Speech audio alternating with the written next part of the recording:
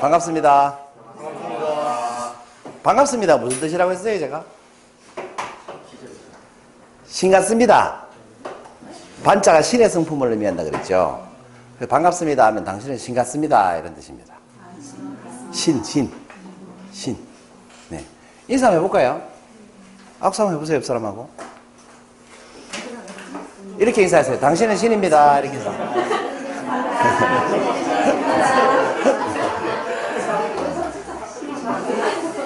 신자가 신의 성품을 의미하니까 반듯하다, 바르다, 반짝반짝한다 뭐 이런 뜻이에요. 그러니까 반갑습니다라고 인사하는 게 제일 좋은 것 같아요.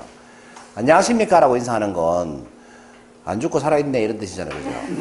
밤새 안녕하셨습니까 이런 말이잖아요. 그죠? 식사하셨어요는 안 굶었네 이런 뜻이잖아요. 그죠? 그러니까 반갑습니다로 인사하는 게 좋은 것 같아요. 반갑습니다라고 인사하면 좋습니다. 209번째 한키 노트입니다. 메모하는 방법을 알면 성공이 보인다.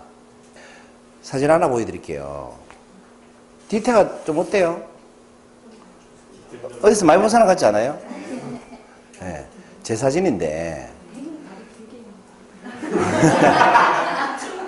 길게 안 했어요. 원래 그대로예요. 이게 좀 피니시를 덜 돌아갔는데 찍어가지고 조금 꾸부정하죠. 이 필드에 가서 이렇게 골프를 치면 초보자들이 제일 많이 하는 실수가 뭐냐면 슬라이스가 난다라고 해요. 슬라이스가 뭐냐 하면 공을 스트레이트로 치려고 쳤는데 오른쪽으로 이렇게 휘는 거예요. 그럼 어떻게 되냐면 그 페어웨이라고 하죠. 페어웨이 밖으로 나가버려요. 그리고 오비 났다 이렇게 얘기하는데 그 오비가 나면 벌타가 2개예요. 그 치지도 않았는데 벌점을 2개 받아요. 그러니까 슬라이스가 나면 스코어에 어마어마한 악영향을 미쳐요. 근데 초보자들이 가장 많이 나는 게 이 슬라이스입니다. 슬라이스 때문에 고생을 제일 많이 해요. 한 1년 정도 해요. 물론 10년 치는 사람도 슬라이스 나는 사람도 있고. 그런데 여러분 옆에 보시면 슬라이스 옆에 뭐가 있어요? 페이드라고 있죠. 그 페이드도 똑같이 오른쪽으로 휘잖아요. 근데 하나는 페이드라고 하고 하나는 슬라이스라고 하죠. 그리고 왼쪽으로 휘는 걸 훅이란다고 그래요. 훅 보이죠, 왼쪽에? 근데 훅 옆에 보면 드로우라고 있죠. 똑같이 왼쪽으로 휘는데 하나는 훅이고 하나는 드로우라고 해요.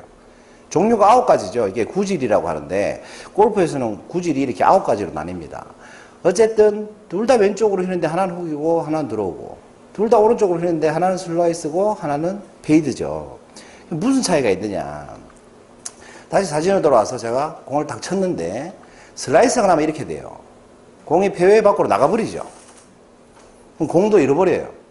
공이 비싼 건 하나가 막 5, 6천 원 정도 해요. 공 한 개에. 그럼 우리가 닭 한 마리 날아갔다 이렇게 얘기하는 거예요. 닭값 날아갔다 이렇게 하는 거예요. 아무튼 이렇게 슬라이스입니다. 벌타를 2개 먹죠. 페이드는 뭐냐 하면 똑같이 오른쪽으로 휘는데 중앙에 딱 떨어지죠. 페어웨이 중앙에. 이게 페이드예요. 무슨 차이가 있느냐. 휘어서 슬라이스라고 하는 게 아니고 슬라이스는 내가 똑바로 치려고 쳤는데 오른쪽으로 휜 거예요. 그러니까 실수지. 의도가 똑바로 친 건데 공이 오른쪽으로 나가버렸죠. 그러니까 이거는 실력이 안 되는 거예요. 이런 걸 슬라이스라고 하고 페이드는 내가 일부러 휘게 친 거예요. 그래서 휘어서 떨어진 거죠. 이거는 기술샷이에요. 기술적으로 칠 줄 알아야 칠 수 있는 샷이죠. 슬라이스는 내가 똑바로 치려고 쳤는데 휜 거고 페이드는 휘게 쳤는데 휜 거예요. 그래서 하나는 페이드라고 기술적인 이름이 붙는 거고 슬라이스는 실수했기 때문에 슬라이스라고 이름 붙이는 겁니다. 훅도 똑같아요. 똑바로 쳤는데 왼쪽으로 휘면 훅, 일부러 왼쪽으로 휘게 치면 드로우 이렇게 얘기를 하는 겁니다. 그러니까 슬라이스가 나면 아무튼 골프는 끝났다고 봐야 돼요. 드라이버 샷에서 슬라이스가 나면 스코어 관리가 전혀 안 돼요. 공도 잊어버리게 되고 돈도 많이 들고. 초보자들은 공을 한 20개씩 들고 나오지. 제일 처음에 필드 나올 때는 공주머니를 이만큼 들고 다닙니다. 그러니까 이 슬라이스를 고치려면 어떻게 해야 되겠습니까? 사람들은 슬라이스를 고치려고 슬라이스를 안 내려고 굉장히 애를 많이 씁니다. 슬라이스를 안 내려고 왼쪽 보고 막 치고 이래요. 그러면 슬라이스가 더 많이 나요. 심리적으로 왼쪽으로 치면 안 나겠지 싶어서 치잖아요. 그럼 공이 더 많이 휘어요. 그래서 슬라이스가 더 심하게 나요. 그래서 고치기가 정말로 힘들죠. 그런데 여러분 이렇게 한번 생각해 봅시다. 관점을 바꿔서. 슬라이스가 나면 오비가 나고 투볼타를 먹잖아요. 그죠? 근데 일부러 슬라이스를 칠 수 있으면 어떨까요? 그 공을 일부러 오른쪽으로 휘게 칠 수 있으면 이 사람은 똑바로 칠 줄 아는 사람이에요. 이해되세요? 내가 공을 오른쪽으로 똑바로 쳤는데 오른쪽으로 휘는 사람은 똑바로 휘게 칠 줄 아는 방법을 배우면 똑바로 치는 방법도 알게 돼요. 무슨 말인지 아시겠죠? 그러니까 내가 뭔가를 잘 못하고 있을 때 그걸 잘하는 방법만 자꾸 찾으면 점점 잘못하는 방법이 더 악화될 수도 있다는 겁니다. 그러니까 잘못하는 방법을 알면 잘하는 방법은 자동 알게 된다 이 말이죠. 근데 더 심한 것은 골프에서 생크라는 겁니다. 생크라고 들어보셨어요? 박순희 쌤 아시죠? 생크가 뭐냐면 골프채가 이렇게 생겼습니다. 이게 아이언인데 이렇게 생겼어요. 보면 이름들이 있죠. 채에. 우리 골프채라고 하는 게 골프 클럽인데 요 아이언이라는 골프 클럽에 보면 요 허슬이라는 부분이 있어요. 허슬. 그러니까 여기 페이스에 맞아야 스위스팟이라고 하는데 여기 맞아야 공이 똑바로 멀리 갑니다. 그 골프공이 딱딱하지만 여기에 맞으면 고무공 맞는 느낌이 나요. 손이 하나도 안 아파요. 굉장히 기분이 좋아요. 그리고 여기에 맞으면 공이 150m 이상씩 날아가요. 살살 쳐도 설렁 쳐도. 그런데 여기에 못 맞추면 공이 잘 안 날아가죠. 그리고 손에 진동이 오고 굉장히 아파요. 그런데 뭐 토우나 힐 쪽에 맞으면 다 써 있으니까 이해되시죠? 토우나 힐 쪽에 맞으면 거리는 안 나고 손은 좀 아프지만 그래도 똑바로 날아가요. 그런데 허슬에 맞으면 어떻게 날아가느냐 하면 아까 보여드린 것처럼 80도 이상 우측으로 날아가 버려요. 슬라이스는 그래도 한 200m 가까이 날아가서 오른쪽으로 나가지만 생크가 나면 바로 죽어버려요. 바로 그냥 나가버려요. 그린이 코앞인데 생크 나면 죽어버려요. 그럼 정말 억울하죠. 올려가지고 뭐 파하고 버디 하려고 그러는데 생크 나면 바로 공이 죽어버리니까. 그럼 정말 멘붕이 와요. 그런데 이 생크의 더 큰 문제는 뭐냐면 한 번 나면 계속 나요. 그 다음부터 치는 샷은 다 생크 나요. 똑바로 맞추고 싶어도 맞지를 않아요. 신기할 정도로. 그래서 필드 나가서 만약에 생크가 나기 시작하면 노이로제 걸린다고 그럽니다. 채를 잡는 것 자체가 공포스러워요. 또 생크 날까봐. 근데 치면 또 생크가 나요. 그 제가 한 3주 전에 필드 나갔다가 전반 홀에 3개 정도 오버를 했어요. 무슨 말인지 잘 이해 안 되시죠? 그럼 굉장히 잘 친 거예요. 아무튼 보기를 3개 하고 나머지 다 파했으니까 굉장히 잘 친 거예요. 거의 이제 뭐 선수급 친 거예요. 근데 후반 홀에서 생크가 나가지고 머리 올리는 사람이라는 건 골프장에 처음 나간 사람. 골프장에 처음 나간 수준으로 치고 왔어요. 이게 멘붕 왔다 그러죠. 그리고 채 잡는 게 공포스럽더라고요. 그래서 제가 여기 와서 계속 연습을 했는데 계속 생크가 나더라고. 그래서 어떻게 했냐면 생크 내는 방법을 알아야 되겠다 하고 일부러 생크를 내려고 쳐봤어요. 근데 생크가 안 나는 거 있죠. 정말 기가 막히지 않습니까? 내려고 치니까 또 생크가 안 나. 그래서 생크 내는 방법을 또 한참 연구했어요. 그러니까 생크가 나대. 그 생크를 낼 줄 아니까 생크를 안 나게 할 줄 알게 되더라고. 아, 그래서 깨달았습니다. 그래서 이 문장이 생각이 났던 거죠. 네모하는 방법을 알면, 답이 나오겠네. 네모하는 방법을 알면 성공이 보인다고. 그러니까 우리가 실패하는 방법을 알면 성공할 수 있다는 겁니다. 그런데 살면서 계속 성공만 하려고 하잖아요. 실패는 안 하고. 그러니까 성공하기가 그렇게 힘든 게 아닌가. 그런 생각이 들었다는 거죠. 이걸 인생에 한번 접목시켜 봅시다. 우리는 무조건 성공하는 인생을 살려고 하는데 만약에 우리가 무조건 실패하는 인생을 살고 싶다면 어떻게 해야 될까? 네, 5가지 팁을 만들어 봤어요. 무조건 실패하는 인생을 살려면 어떻게 해야 될까? 여러분 삶의 수레바퀴라고 들어보셨어요? 삶을 나누면 한 7가지 영역으로 나눌 수 있는데 저는 5가지 정도로만 나눠봤습니다. 인간관계, 건강, 자기개발, 일, 가정 이렇게 5가지로 나눠봤는데 뭐 2개 더 정도 추가하면 정신적인 영역, 그 다음에 영적인 영역. 영적인 영역은 다른 말로 하면 종교생활이죠. 이게 이제 삶의 7가지 영역인데 그 중에 5가지만 추린 겁니다. 그러니까 삶의 수레바퀴는 뭐냐면 이 인간관계, 건강, 자기개발, 일, 가정이 골고루 돼야 된다는 거죠.